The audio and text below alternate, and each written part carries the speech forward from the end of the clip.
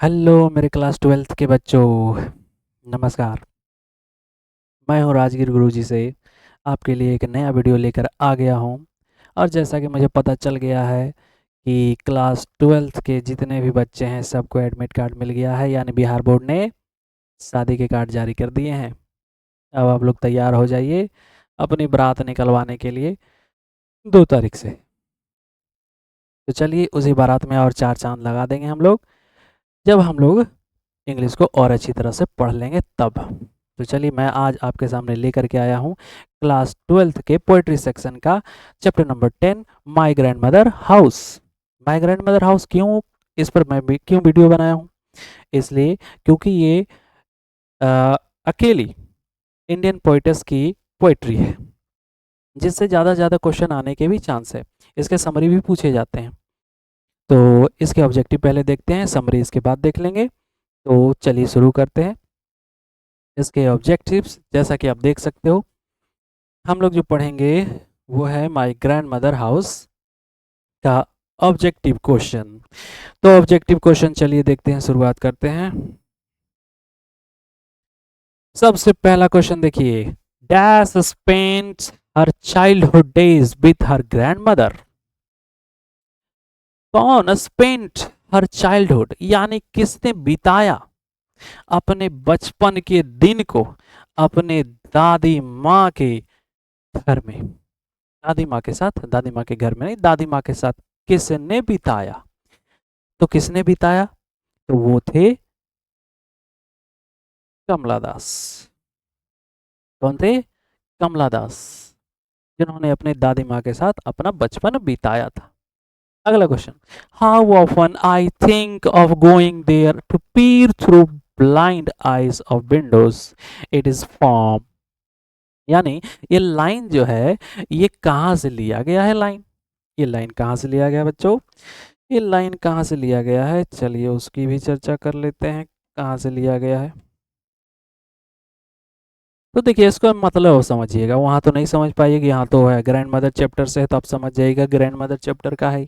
लेकिन एग्जाम में कैसे समझिएगा, है ना, एग्जाम में आ गया तो कैसे समझिएगा।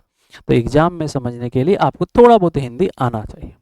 अब क्या है, how open I think of going there, हालांकि अब मैं सोच रही हूँ वहां जाने की। टू पीर, पीर मतलब होता है झांकना। पीर मतलब क्या होता है बच्चों, झांकना। पीर का मतलब क्या होता है, झांकना। टू पीर, झांकना through blind eyes of windows, यानी खिड़कियों, वो भी कौन सी खिड़कियों, ब्लाइंड आइस यानी बंद पड़ी हुई खिड़कियों को ब्लाइंड आइस ऑफ विंडोज कहते हैं। यानी बंद पड़ी हुई खिड़कियों से मैं झांकना चाहती हूँ। तो कौन जाकर झांकना चाहेगी, किसका लाइन देखने में लग रहा है, लग रहा है ग्रैंड मदर हाउस, क्योंकि घर में जाकर के ही तो खिड़की से झांकेंगे ना।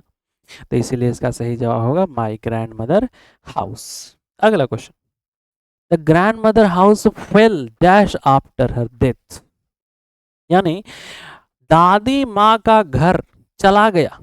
फेल मतलब क्या हो, चला गया, गिर गया। आफ्टर हर डेथ यानी कहाँ चला गया, उनकी मृत्यु के बाद, उनकी मृत्यु के बाद कहाँ चला गया उनका घर, उनका घर चला गया साइलेंट में, सन्नाटे में चला गया उनका घर। बच्चे लोग, सन्नाटे में चला गया उनका घर। The narrator is my grandmother house received, देखिए नरेटर मतलब वही कवि होता है। कवि, माई ग्रैंड मदर हाउस के जो कवि है उन्होंने रिसीव्ड किया यानी प्राप्त किया, क्या प्राप्त किया, तो प्राप्त किया क्या, प्रॉपर्टी, क्या फूड, क्या लव या सेक्स। तो उन्होंने लव, प्यार की, लव प्राप्त किया। वो भी किस से प्राप्त किया, तो अपनी दादी माँ से किया। देखिए ये सब क्वेश्चन 2024 में पूछे गए, सब में लेवल लगे हुए हैं, सारे क्वेश्चन इंपॉर्टेंट है। इस चैप्टर के क्वेश्चन एक न दो, दो से भी ज्यादा आ सकते हैं, कभी कभी तो 3 भी आ जाते हैं। Kamala Das has earned a respectable place in both English and Dash literature। जिन्होंने इनका परिचय पढ़ा होगा उनको पक्का ये पता होगा कि इनको बड़ा सम्मानीय स्थान मिला था, रिस्पेक्टेबल प्लेस मिला था इंग्लिश इंग्लिश साहित्य में और साथ ही साथ मलयालम साहित्य में। इसमें इंग्लिश लिटरेचर और मलयालम लिटरेचर दोनों में इनको एक अच्छा स्थान मिला था, एक सम्माननीय स्थान इनको मिला था। देखिए ये भी क्वेश्चन आया था 2023 में। अगला question, summer in Kolkata is collection of poem by, summer in Kolkata किन का संग्रह है, किन का संग्रह है, तो वो है कमला दास का। किन का संग्रह है बच्चे, कमला दास का। अगला question, Kamala Das was born in, Kamala Das का जन्म कब हुआ था, कमला दास का जन्म हुआ था 1934 में। कब जन्म हुआ था बच्चे, 1934 में उनका जन्म हुआ था। Which figure of speech has been used in my grandmother house, which figure, कैसा फिगर, कैसा रूप देखने को मिलता है माय ग्रैंडमदर हाउस कविता में, माय ग्रैंडमदर हाउस कविता में विच फिगर ऑफ स्पीच, स्पीच का कौन सा फिगर देखने को मिलता है, तो वो है सिमिली, यानी कि रूपक जिसको कहते हैं, यानी रूपक, उपमा, सॉरी, इसको कहते हैं उपमा। सिमिली यानी उपमा है, तो याद रखिएगा किस फिगर ऑफ स्पीच के अंतर्गत आते हैं, तो सिमिली के अंतर्गत आते हैं। अगला question, the speaker of my grandmother house is proud of, the speaker यानी कवि जो है माई ग्रैंड मदर हाउस की प्राउड ऑफ करती है, यानी कि गर्व करती है, किस पर गर्व करती है, तो किस पर गर्व करती है, हर ग्रैंड मदर हाउस, वो अपने दादी माँ के घर पर बहुत गर्व करती है। अगला क्वेश्चन देखिए, when did the speaker of my grandmother house live with her grandmother, when कब, speaker of my grandmother house, grandmother house की जो कवित्री थी वो कब अपनी दादी माँ से प्यार प्राप्त की थी, कब, during her childhood, during her adolescence, during her youth, none of this. तो जब वो बचपन के दौरान अपनी दादी माँ के पास गई थी ना, तो बचपन में ही उन्होंने प्यार प्राप्त किया था। अगला देखेंगे, माई grandmother house published in, my grandmother house कब पब्लिश हुआ था, कब पब्लिश हुआ था, तो वो पब्लिश हुआ था 1965 में, 1965 में वो पब्लिश हुआ था। और कलेक्शन का नाम क्या था, समर इन कोलकाता, उसी में पब्लिश हुआ था। माई ग्रैंड मदर हाउस इज, ये क्या है, तो ये एक लिरिक है, ये गीत है बाबू। अगला है, during her childhood the speaker of my grandmother's house lived with her, during her childhood, childhood के दौरान, बचपन के दौरान कवित्री जो थी ग्रैंड मदर हाउस की, वो किसके साथ रहती थी, तो किसके साथ रहती थी, चैप्टर का नाम ही वही है, ग्रैंड मदर के साथ रहती थी। माई grandmother house published in, my grand mother publish किस में पब्लिश किया गया था, किस में पब्लिश किया गया था, summer in Kolkata, summer in Kolkata में से पब्लिश किया था, अभी मैं बताया था ना, summer in Kolkata. Who was the compose the poem my grand mother, किसने रचा है इसको, इसको रचने वाले कमला दास है। कौन है रचने वाले, कमला दास है। Who is the speaker in my grandmother house, कौन है स्पीकर, तो कमला दास है। कौन है स्पीकर, कमला दास है। कमला दास हैज रिटन द पोएम, देखिए ये भी 2024 में आ गई है, देखिए कमला दास हैज रिटन, कमला दास ने क्या लिखा है, माई ग्रैंड मदर हाउस, क्या लिखा है, माई ग्रैंड मदर हाउस। अगला question, Kamala Das is an poetess, Kamala Das एक कवित्री है, कौन सी कवित्री, अमेरिकन, इंडियन, ये इंडियन कवित्री है, जिसकी चर्चा मैंने शुरुआत में कर दी थी, ये इंडियन पोइट्री है और इनका चर्चा लगभग पूछा ही जाएगा, इनके बारे में पूछना एकदम पक्का है। Who wrote the old play house and other poems, किसने लिखा है, तो वो भी लिखने वाले कौन थे, कमला दास। कौन लिखने वाले थे, Kamala Das. Kamala Das remembers the happy days spent in a sweet company of her, देखिए ये 2025 में पूछा गया था क्वेश्चन, बस भाषा बदल दिया जाता है बच्चों, थोड़ा सा भी अगर आप समझ जाओगे वहां पर तो आप क्या कर सकते हो, बना सकते हो आसानी से। कमला Das remembers the happy days, उन्होंने अपना सबसे खुशी वाला जीवन कब बिताया था, हाँ कब नहीं, किन के साथ बिताया था, किससे कंपनी मिला था उनको, तो उनको मिला था ग्रैंड मदर से। कमला दास है रिमेंबर्स द हैप्पी डेज, वो याद करते उन दिनों को जब वो ग्रैंड मदर के साथ में थी तब। अगला क्वेश्चन है, she noticed a dash behind the door of the bedroom, उन्होंने नोटिस किया, जिन्होंने कविता पढ़ा होगा, जिन्होंने हिंदी अच्छे से समझी होगी, उनको पक्का ये पता होगा इस लाइन का क्या मतलब था।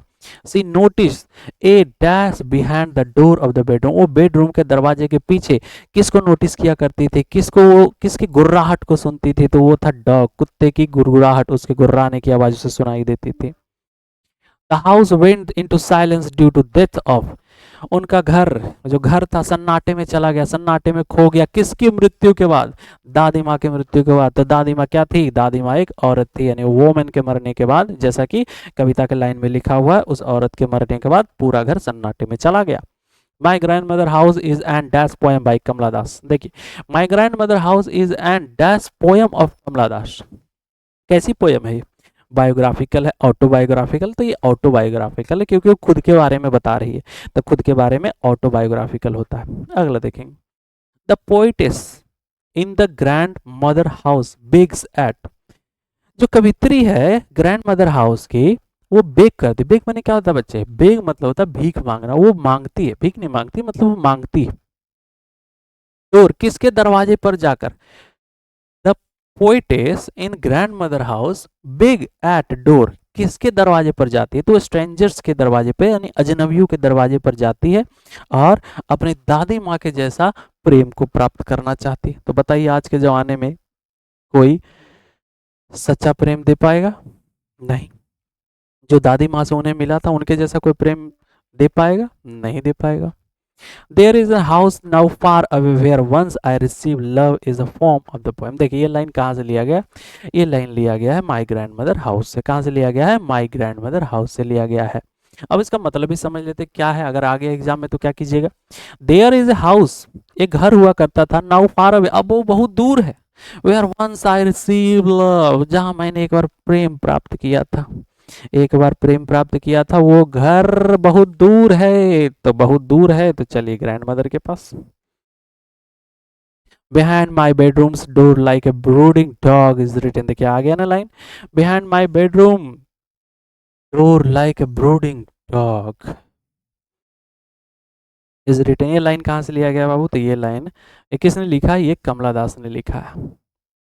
दरवाजे, बेडरूम के दरवाजे के पीछे कुत्ते की गुर्राहट सुनाई देती थी, किनको? तो कवित्री को। स्नेक्स बियर सीन, सांप देखे जाते थे, अमोंग डैश माई ग्रैंड मदर हाउस, मेरी दादी माँ के घर में कहाँ पर सांप देखे जाते थे, कहाँ पर सांप विचरण करते थे? तो पढ़े होंगे कविता, तो आपको पता होगा, बुक्स के बीच में। Snakes bear seen among books in my grandmother house. इस तरह से इतने क्वेश्चन जो पूछे गए थे वो क्वेश्चन का सॉल्यूशन यहाँ हो गया है। आप कोशिश कीजिएगा इसे ज़्यादा से ज़्यादा समझने की, और अगर एग्ज़ाम में आ गया तो छोड़ना नहीं है, बना देना है। तो ये छोटा सा वीडियो यहीं समाप्त होता है। धन्यवाद।